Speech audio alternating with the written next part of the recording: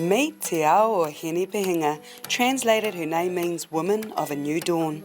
And she attributes her home of Turanganui-a-Kiwa, or Poverty Bay, the first city to see the new dawn, as a driving force in her career. Nōku te whiwhi ko te mokopuna a Ruapani me ka hungunu, ko Turanganui-a-Kiwa tōku whānau, and ko Te Ao Hinepehinga tōku ingoa. I am an actress who has worked both here in New Zealand and most recently in LA and Mexico. I've been working as an actress for 2 years, paid, what do I think? 5 years unpaid. Named after two mana wahine, it's no surprise her main influence and biggest support was her mother. Yeah, she's been my inspiration and my motivation to do everything and anything. And she was the one who gave me the strength to pursue this crazy lifestyle that is very uncertain.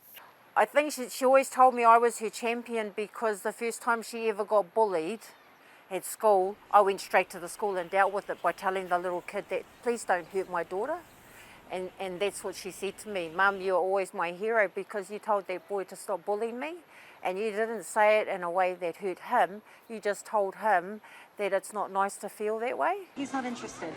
Te Ao fell in love with drama at Tolaga Bay Area School, got her bachelor degree in performing arts in Christchurch and then headed overseas. I wanted her to just focus on her studies because the program was really hard, the discipline is really hard for Māori, and the program she was at was hard for her as a Māori wahine. So I said, no, you suck it up, you focus on passing that course, you don't leave and you don't get a job until it's done. So yeah, and look at where she got to.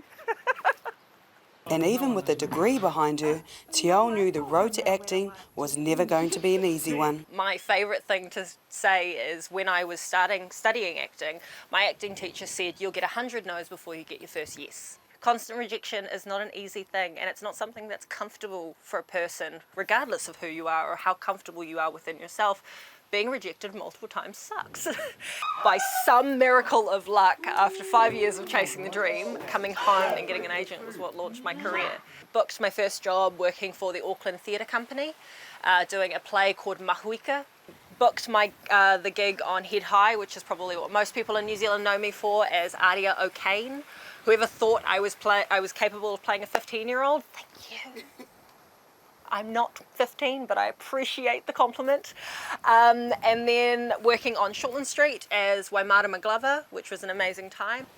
Te Ao has recently returned home from Mexico, where she is working on a top secret project for Snapchat. Which I can't tell you guys anything about, but it's great. And I got to do all my own fight stunts, which is pretty awesome for any actor to be able to say that they've done. And now I'm back home, getting grounded, enjoying the life of lockdown with my whānau. And she has a new passion, teaming up with fellow actor and Gizzy local Te Hua Manuka Lutanapirana to create ways to support and mentor the young people in Tairāwhiti. And we'll be seeing plenty more of Te Ao, not just around Gisborne, but on Snapchat around the world.